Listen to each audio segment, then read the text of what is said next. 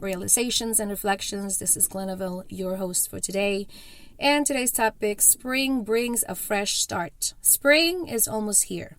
As always, my nose somehow can sense that something is in the air, pollen, that is.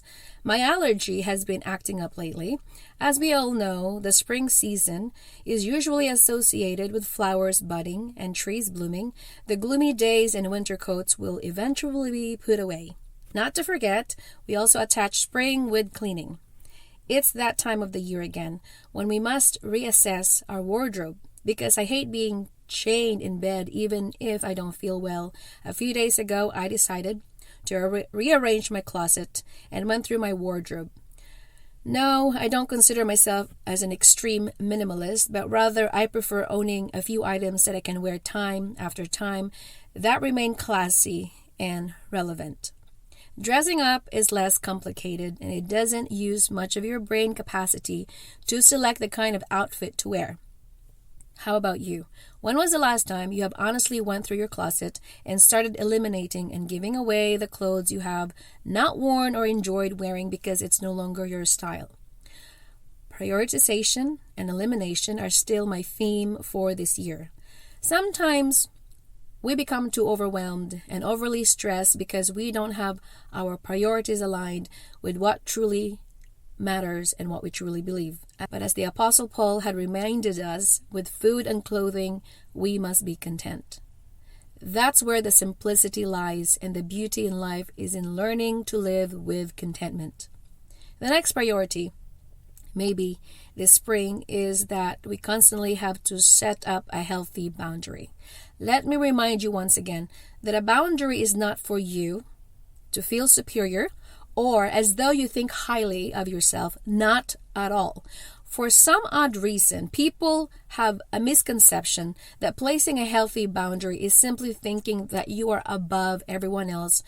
Do you have that feeling of annoyance when you have been trying and giving people the benefit of the doubt, and yet they constantly make the same mistake of violating your boundary and have no regard for your feelings, that you somehow become fed up with people's ignorance?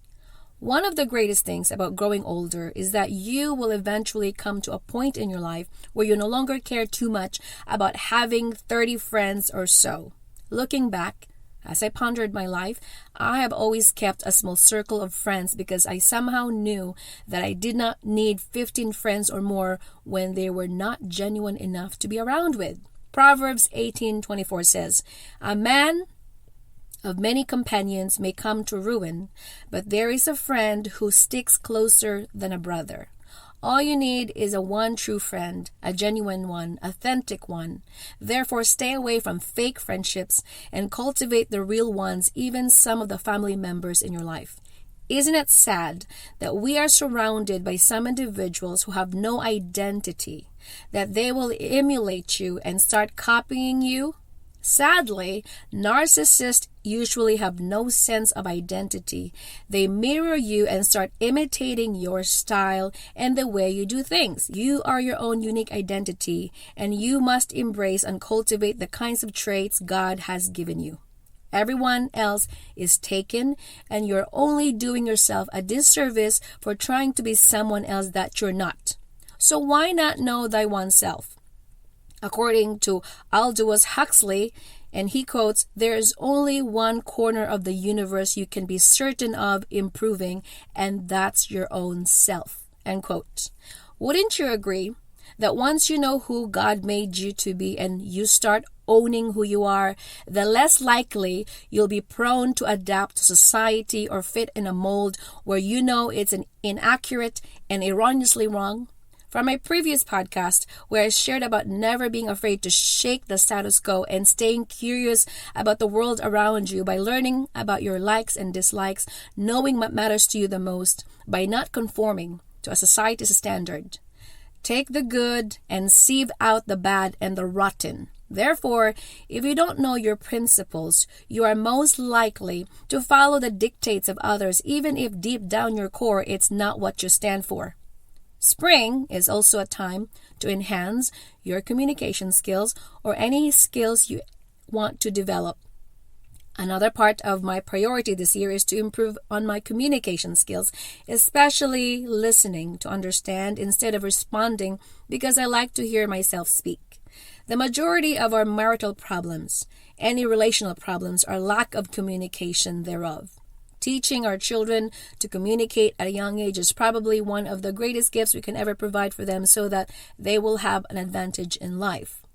Spring is also a reminder to wear something fabulous and beautiful to make you feel confident and not cocky, and to own yourself and to be who you are God created you to be.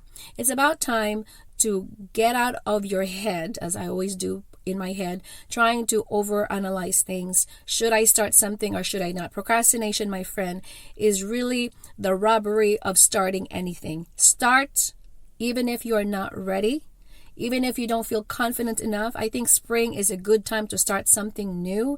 Maybe you want to learn a new language or pick up a new hobby or something that you want to start that you've been putting away. Procrastination is one of the things that I have to really get rid of, because I believe that the more you procrastinate, the more you put it aside, and the longer you wait, you're just going to stuck in analysis paralysis. I myself like to analyze things. I usually love to find out the result, the consequences of it. Will it work or will not work? At the end of the day, if you don't take the action, you're just going to end up wishing for something. So the best way to start something new is in the spring season, where you just have to tackle whatever it is that you're afraid of. Fear, as according to the abbreviation that they have given us, is false evidence appearing real. So fear is something that is not real. It is something in our imagination, and that's something that we have to really tackle as well, because any time we want to start something new, we usually have our brain trying to protect us, because we are not conditioned enough in our society to take a risk. Most of us as children, we were told not to do this. You can't do this because what if it doesn't happen? And my bottom line as I become older is that what if it doesn't happen? What if it doesn't work? At least you've tried. At least you have given it a shot. And if it did not work, guess what?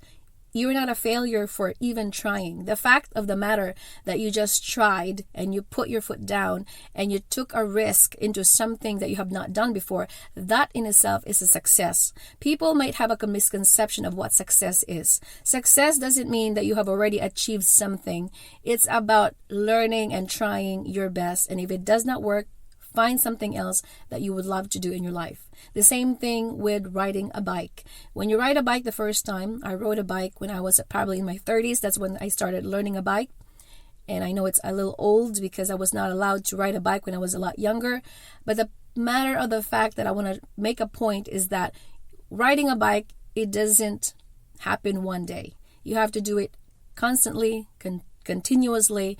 And the longer you do it, the more you practice, the better you become. The same thing with driving and anything in life. So does it mean that it doesn't work the first time, that you're just going to give up and quit on your dreams? And another thing to start fresh in the spring season is maybe start evaluating where your life is going.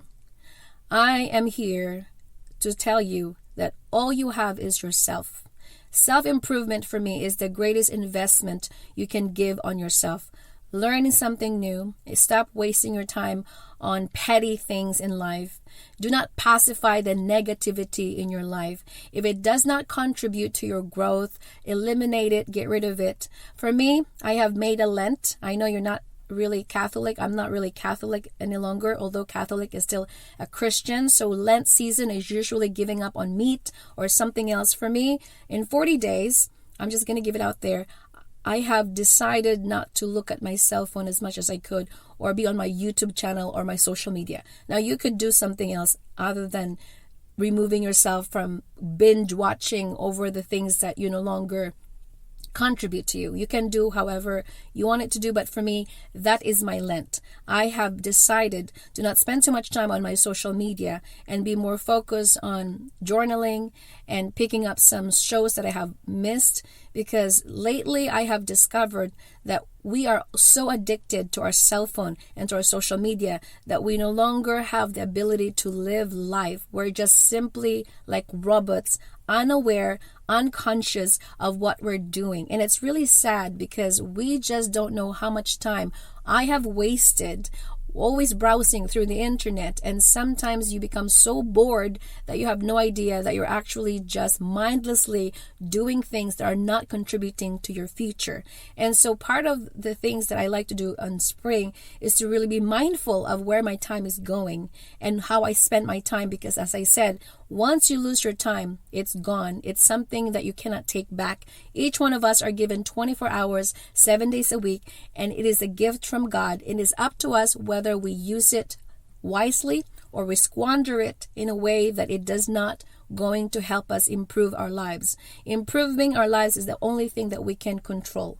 Unfortunately, we cannot control other people. If there are people in your life who are stagnant, who have a growth mindset, it is up to them. It is actually not your control. As much as we want our family members, our friendships to be in the same wagon as us, or they want a same level as us, but it's just not reality.